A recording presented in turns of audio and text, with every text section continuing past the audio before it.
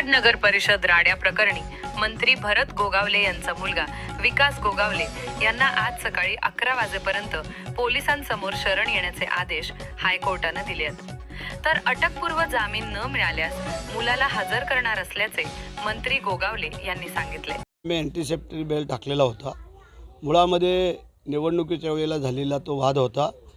इतर काय दुसरी काय भानगड नव्हती की बाबा इतर काय मोठे भानगडी झाल्यात। फक्त त्यावेळेला जे समोरासमोर तिथं वाद झाला आणि त्याच्यावरनं जी काय 307 कलम लागत नाही असं म्हणतात वकील लोक, तरी पण लागले गेलेलं हरकत नाही आहे। आम्हाला कोर्टाचा अवमान करायचा नाही, पोलिसाचा अवमान करायचा नाही आहे। आम्हाला त्यांना जर अँटीसेप्टिक बेल नाही मिळाला तर आम्हाला हजर करायचं। आता प्रत्येकजण आपापल्या परीने अँटीसेप्टिक बेलसाठी जातो आणि तो जात असताना तो काय गुन्हा आहे का? आणि तो जर गुन्हा जर नसेल आणि जर बेलच नाही झाला तर आज ना उद्या आम्हाला हजर करावं लागणार आहे। त्याबद्दल काही दुमत असण्याचं कारण नाही। मग ह्याच्यामध्ये कोर्टाचा अपमान किंवा पोलिसांचा अपमान हा करण्याचा आमचा हेतू नाही आहे, हे मी आज पुन्हा एकदा सांगतो आहे।